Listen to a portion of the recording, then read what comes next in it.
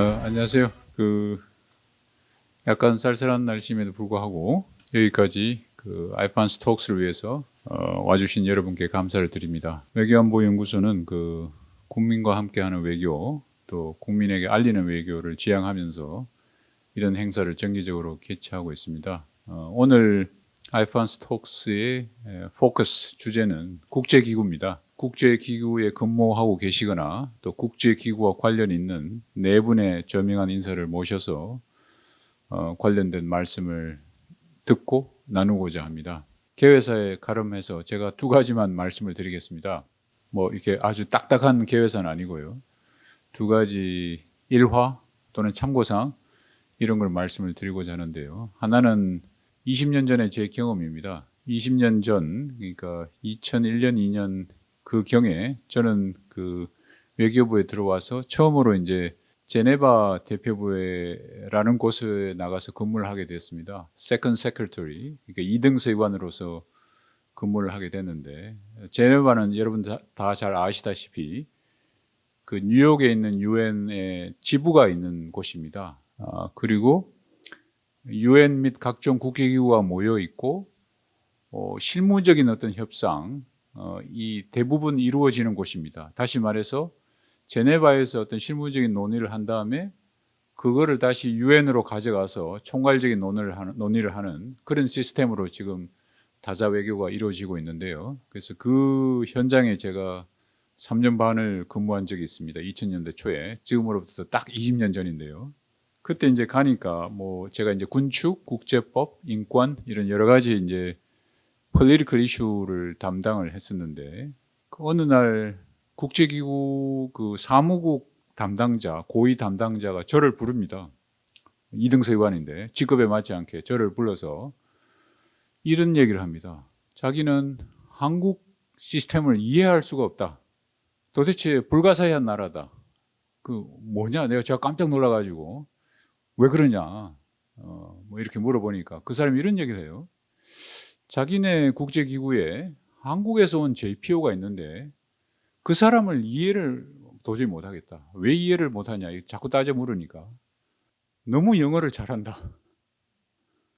그런데 너무 성실하다. 그럼 무슨 소리냐 그게? 왜 그런 걸 가지고 나를 이 귀한 시간에 불러가지고 이러느냐? 이러니까 자초지종 아시아 출신들이 보통 영어를 못한다고 자기가 이렇게 편견, 선입관을 가지고 있었는데 JPO로 온 한국 사람들을 일을 시켜보니까 네이티브보다 영어를 더 잘한다. 그게 첫 번째 놀랍고, 두 번째로 영어를 그렇게 미국 사람이나 영국 사람이나 이런 네이티브만큼 잘하는데 저녁에 퇴근하라 그래도 퇴근 안 하고 일만 한다. 뭘 시키면 그거를 꼭 끝내고 집에 간다. 불가사의하다. 한국의 에듀케이션 시스템, 교육 시스템은 도대체 어떤 것이냐? 어떻게 해서 이런 사람들을 길러내느냐, 배출해내느냐? 조금 배우고 싶다. 자기 나라에 보고하고 싶다.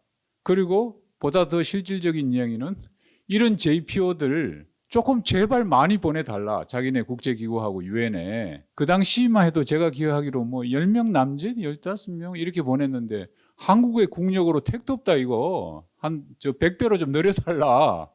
왜냐하면 이제 이 JPO라는 게 혹시 아시는지 모르겠지만 우리가 돈을 반을 부담하고 국제기구에서 돈을 부담합니다. 따라서 국제기구에서 출연이 되긴 하지만 그래도 국제기구 입장에서는 훌륭한 인재를 자기 기구에서 쓸 수 있는 유용한 수단입니다.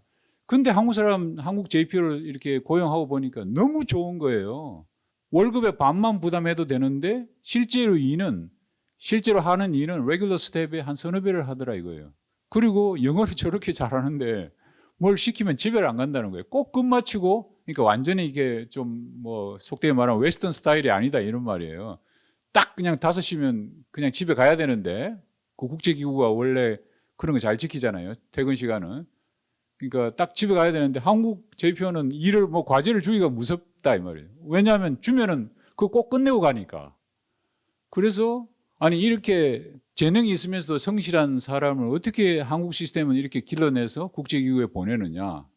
그게 놀랍고 보다 실질적으로는 조금 많이 보내달라 사람을 이렇게 조금 보내줘가지고 이런 우수한 인재들이 자기가 알고 있기로는 JPO 그 한국에서 시험을 치면 엄청나게 이렇게 경쟁하는 걸로 알고 있는데 왜 이렇게 조금만 뽑아가 보내느냐. 한국의 경제 수준도 그 당시만 해도 상당히 높은데 왜 돈이 없느냐. 그러면 왜 이렇게 적게 보내냐. 이런 저한테 약간 따지면서 조금 더 많이 보내달라 이렇게 하는. 근데 문제는 그렇게 저를 제 2등 제네바 대표부의 2등 서기관인데 그렇게 저를 부른 국제기구 인사 담당자가 3사람이었습니다. 3사람. 다른 국제기구에. 제가 JPO 분들 뭐 이렇게 송금해주고 이런 행정적인 담당자였거든요.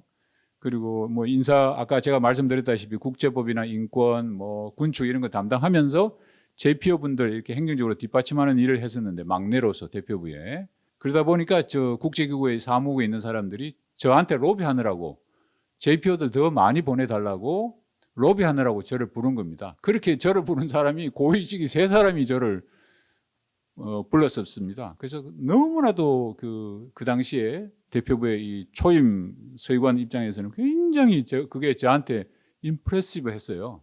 굉장히 해가지고 제가 그 이후로 본부 들어와서도 JPO를 늘려야 된다.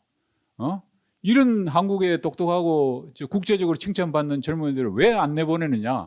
예산이 부족하냐? 내 돈이라도 내겠다. 너 돈은 필요 없다 이러더라고요. 그래서 하여튼 그런 기억이 남습니다. 그런 JPO 경험을 가지신 분도 오늘 연사 중에 한 분이 계십니다. 그래서 하여튼 제가 첫 번째 이제 일화를 들면서 말씀드리고 싶은 거는 한국 젊은 사람들이 대단히 똑똑하고 국제적으로 나가면 굉장히 인정받는다라는 점을 여러분들한테 제가 20년 전의 경험이지만 요새도 그러냐라는 걸 확인을 해봤어요. 우리 국제기구국에 그리고 제네바의 유엔의 대표부에 요새도 제가 물어봅니다. 그 경험이 워낙 임프레시브 해가지고 물어보면 거의 동일하다는 거예요. 그리고 JPO 출신들이 일반 국제기구의 정규직으로 같은 국제기구 아니더라도 정규직으로 진출하는 비율이 다른 선진국에 비해서 월등히 높다라는 이야기를 하고 있습니다.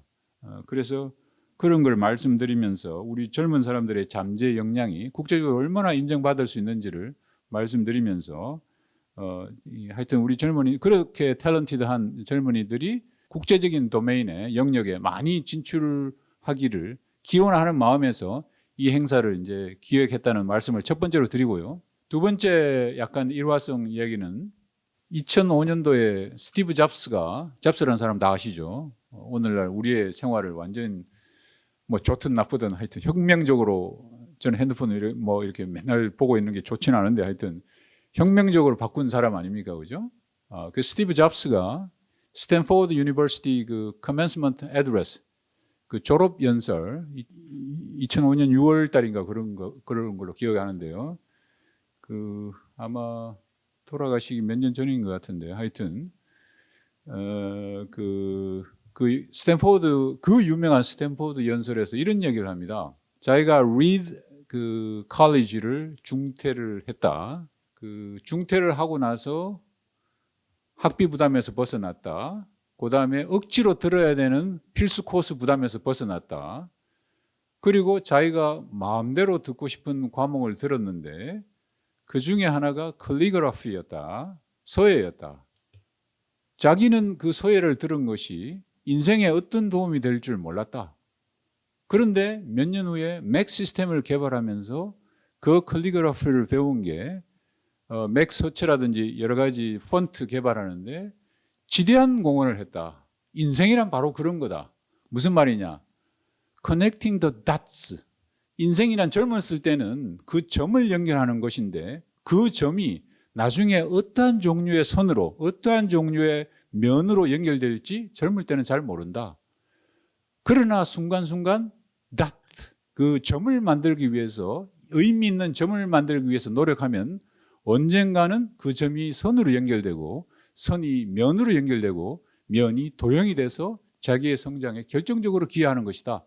대학생 여러분 이 점을 명심하십시오라고 한 그 부분이 스탠포드 졸업식 연설에 나옵니다. 제가 이런 말씀을 드리는 이유는 젊은 사람들이 뭐 여러 가지 학부 때 여러 가지 전공을 하고 여러 가지 공부를 합니다. 그런데 그 점들을 연결해서 자기의 능력을 가장 잘 발휘할 수 있는 분야 중에 하나가 국제기구고 또 하나가 있습니다. 또 외교관이라는 직업입니다. 제가 뭐 제 직업을 세일즈하는 것 같아서 좀 그렇지만은 하여튼 국제기구라든지 외교관이라는 디플로마시라는 직업은 젊었을 때 마련하는 그런 점들을 연결하는 종합예술하고 비슷합니다. 그래서 오늘 연설해 주시는 네 분은 젊었을 때 마련한 그런 각 분야에서의 점들을 훌륭하게 연결한 종합예술가들이십니다. 지금 어떤 일을 국제기구에서 하시는지는 정확하게 잘 모르지만 국제적으로 또 우리 외교관 같으면 다른 나라와 그 여러 가지 교섭을 하면서 젊었을 때 배운 그 다트를 점으로 이루어지는 그런 부분들을 선으로 연결하고 면으로 연결해서 다른 나라하고 협상하고 국제기구에서 일하는 그런 사람들입니다. 왜 이런 말씀을 자꾸 드리냐 하면 국제기구에서 일한다, 외교관으로 근무한다라는 것은 어떠한 특정한 전공을 불문합니다. 어떠한 전공이라도 전문가적인 수준이든 아니면 일반 제너럴리스트의 수준이든 그것을 국제기구라는 평면에서 외교라는 평면에서 훌륭하게 조합을 해서 이렇게 리얼라이즈 하는 사람들입니다. 그런 면에서 젊었을 때 하여튼 여러 가지 점들을 만들어서 그걸 연결해서 국제기구면 기구, 외교면 외교 이런 국제적인 평면에서 종합예술로 승화시켜 주기를 조금 부탁드리는 측면에서 제가 그 두 번째 일화를 말씀드렸고요. 제가 너무 길게 말씀드린 것 같습니다. 하여튼 오늘 조명하신 그 네 분의 강사들을 모시고 국제기구에 포커스를 둬서 유용한 말씀을 듣고자 합니다. 감사합니다.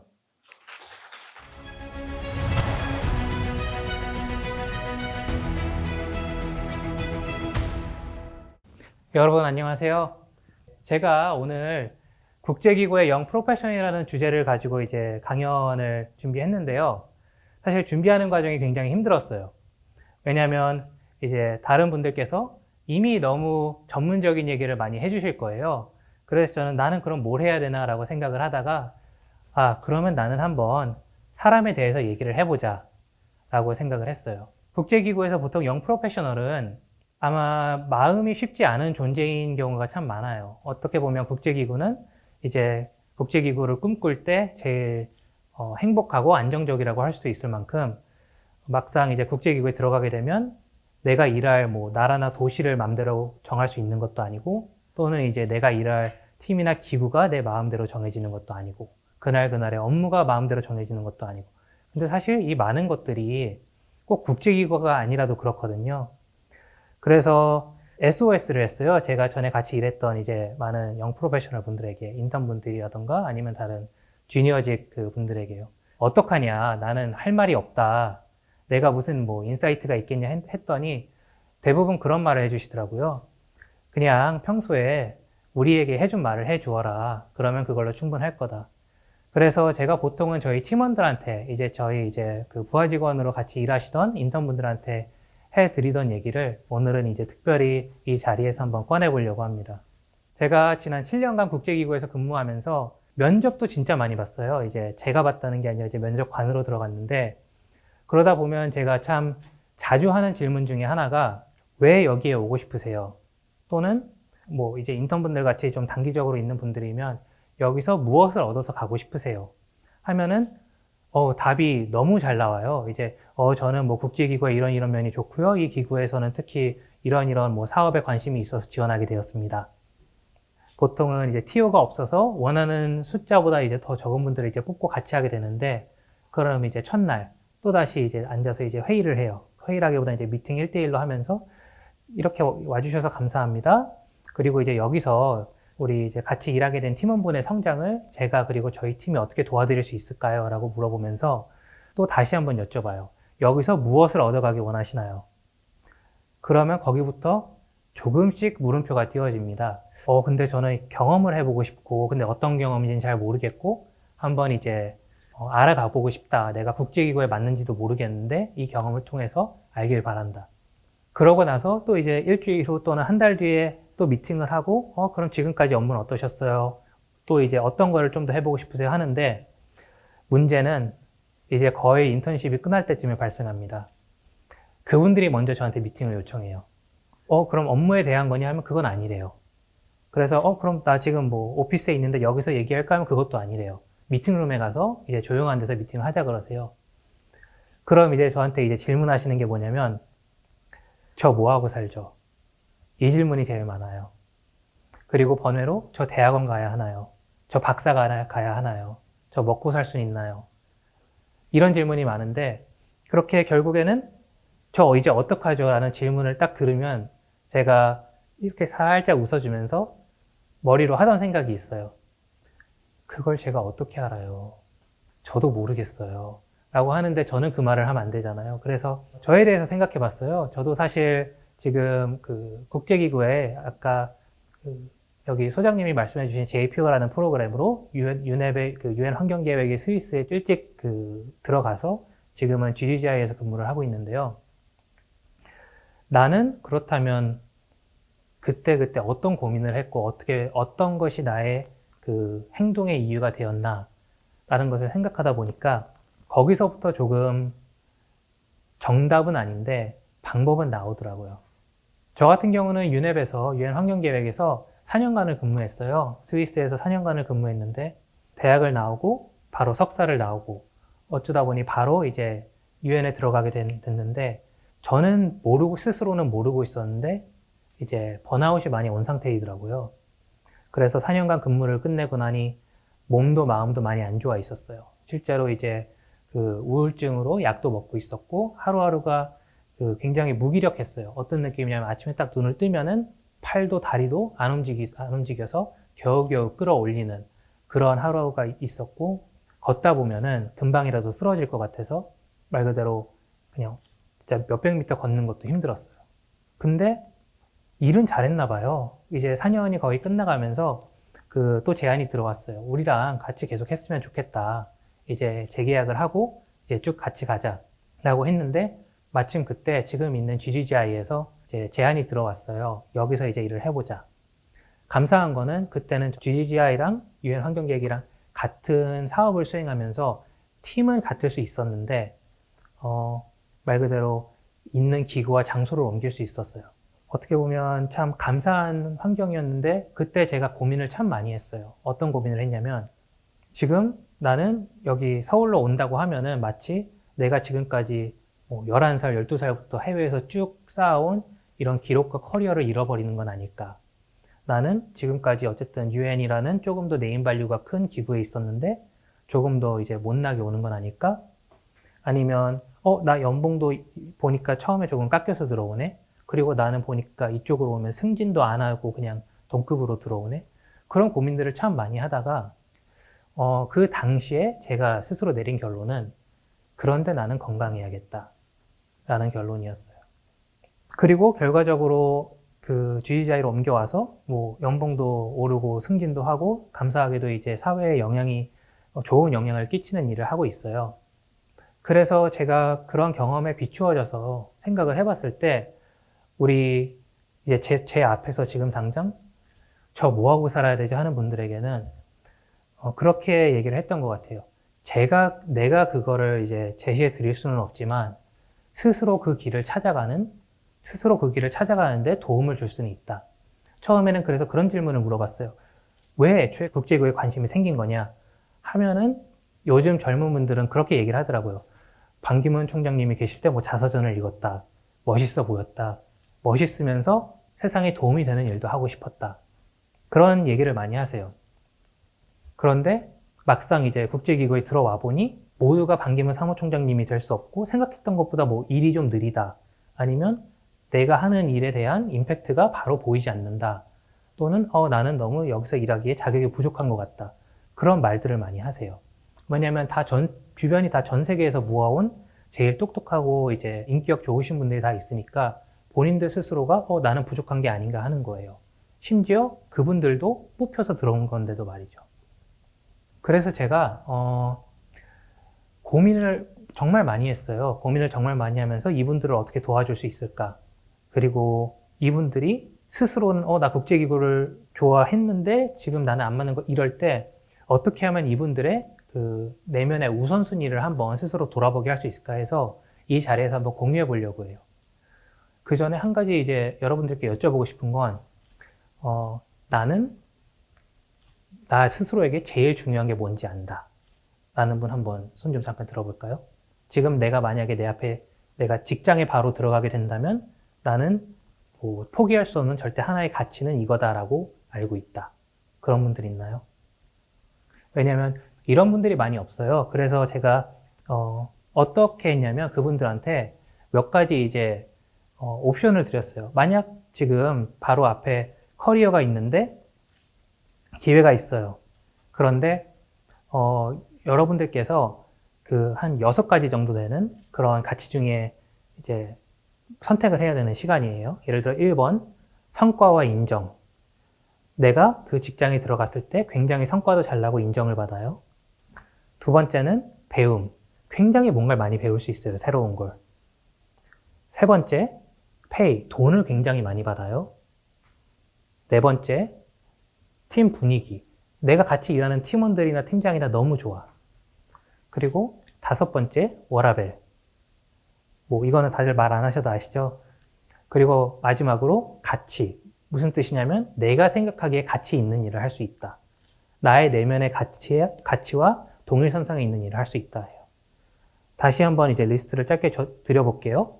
1번 성과, 2번 배움, 3번 페이, 4번 팀 분위기, 5번 워크라이프 밸런스, 마지막으로 6번 가치.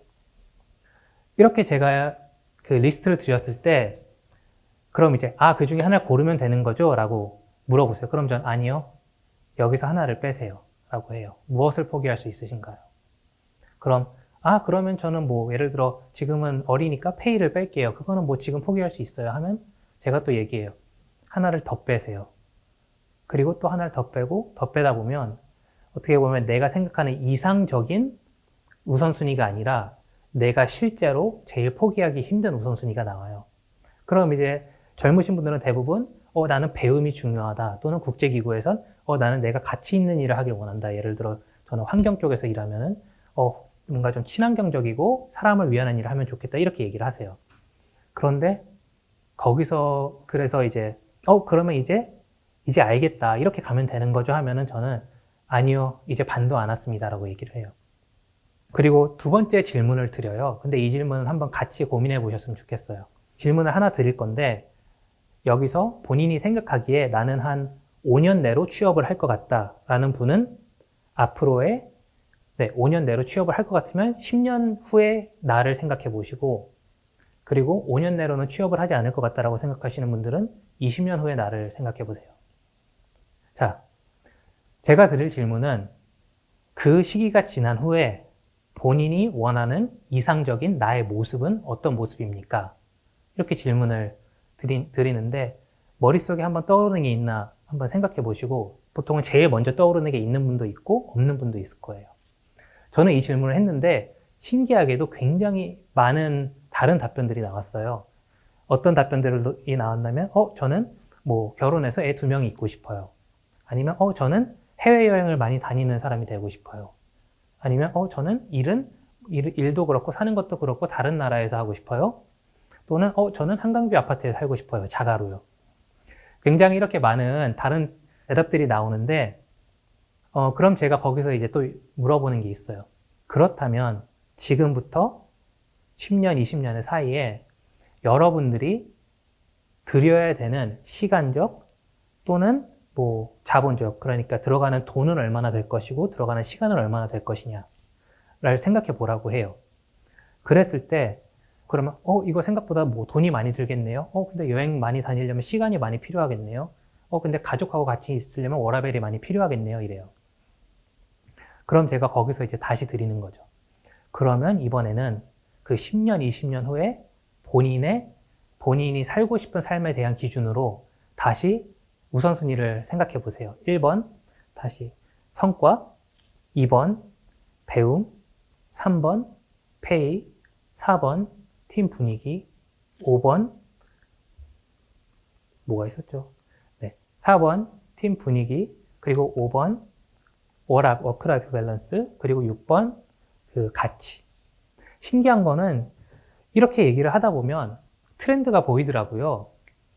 그러면은 이제 어떻게 많이 바뀌냐면, 예를 들어 지금 당장은 저는 많이 배우면 좋아요. 그러면 뭐 워라밸 필요 없고요. 돈 많이 안 받아도 되고 성과는 지금 뭐 내봐야 뭐 하겠어요. 그래서 주로 많이 배우고 싶다. 그리고 가치 있는 일을 하고 싶다라고 많이 말을 하세요. 근데 이제 10년, 20년 후에 당신의 원하는 삶을 살기 위해서 어떤 게 필요하세요라고 하면은 갑자기 우선순위가 확 바뀌어요. 나는 가정이 중요하다, 뭐 아니면 이제 여행을 다니고 싶다, 뭐 이러시는 분들은 그럼 저는 돈을 많이 벌어야겠네요. 아니면 저는 워크라이프 밸런스가 중요하겠네요. 그리고 저는 팀 분위기는 필요 없어요. 왜냐? 워크라이프 밸런스 있고 가정이 있으니까 저는 뭐 팀 분위기는 중요하지 않잖아요. 그러면서 굉장히 순위가 많이 변동되는데 이제 그분들이 그래요. 아, 그러면 저는 지금 방금 했던 지금의 가치가 아니라 이 우선순위들로 제 삶을 살아나가면 되는 거죠. 라고 하면은 거기서도 또 저는 그렇게 얘기해요. 그거는 아니고요. 여기서 중요한 포인트는 여러분의 우선순위가 그때그때 상황에 따라 바뀔 수 있다는 겁니다. 그래서 그 이후에 저는 그래요. 여러분이 뭐 대학원을 간다거나 이직을 생각한다거나 아니면 이제 여기 계신 많은 젊은 분들 입장에서는 뭐 국제기구든 아니면 이제 다른 곳에서 취업을 준비하실 때 한번 생각을 해보셨으면 좋겠어요. 지금 나의 우선순위는 무엇인가?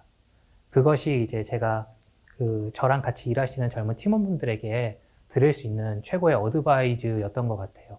스스로 밖에서 답을 찾지 말고, 그리고 이 밖에서 답이라는 거, 저는 동아리에서 이런 걸 해보니까 재밌었어요. 아니면, 저는 이과인데 이과가 재밌어요. 아니면 저는 뭐 인턴을 해봤는데 이게 너무 재밌었고요. 그런 식으로 많은 분들이 내가 과거의 경험, 특히 그 젊은 분들은 그 경험의 폭이 아무래도 상대적으로 적을 수밖에 없는데 거기서 이게 재밌었으니까 나는 앞으로도 이렇게 살면 될 거야 라고 하시는데 꼭 그렇지는 않다. 그리고 앞으로 여러분이 무엇을 하고 싶은지를 생각해 보라고 저는 주로 말씀을 드립니다. 마지막으로 좀 번외 같은 분들도 있어요. 어떤 분들이냐면 이것도 이제 국제기구에서 많이 보이는 분들인데 굉장히 열심히 사셨어요. 이제 중학교, 고등학교부터 뭐 이렇게 아이펜스 토큰이 뭐 저기서도 뭐 하면 우르르 몰려가시고 아니면 이제 대학원 가서도 뭐 방학마다 무슨 뭐 인턴을 하시고 뭐 어학연수 다녀오시고 학점도 뭐 4.0 만점이면 3.9 하시고 그렇게 엄청나게 열심히 살아오시는데 그런 분들한테는 제가 저랑 같이 일하게 되신 첫날부터 그렇게 얘기를 해요. 지금까지 굉장히 열심히 달려오셨다. 그런데 여기서는 잠시 멈추고 쉬는 법을 배우셔도 괜찮다 라고 저는 말을 해드려요. 왜냐면 많은 분들이 내가 이렇게 오늘 굉장히 열심히 하고 힘들게 하면 미래에 내가 이런 뭐 좋은 커리어를 가질 수 있을 거야, 인정을 받을 거야 라고 하시는데 제가 주로 하는 말은 그런 얘기를 해요.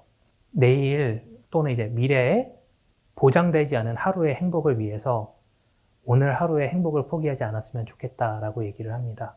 그것을 저도 조금 늦게나마 실천을 하고 있고요. 여러분들 앞에서 뭐 같이 삶을 살아가는 한 사람으로서 얘기를 할 수 있게 되어 참 감사하게 생각합니다. 감사합니다.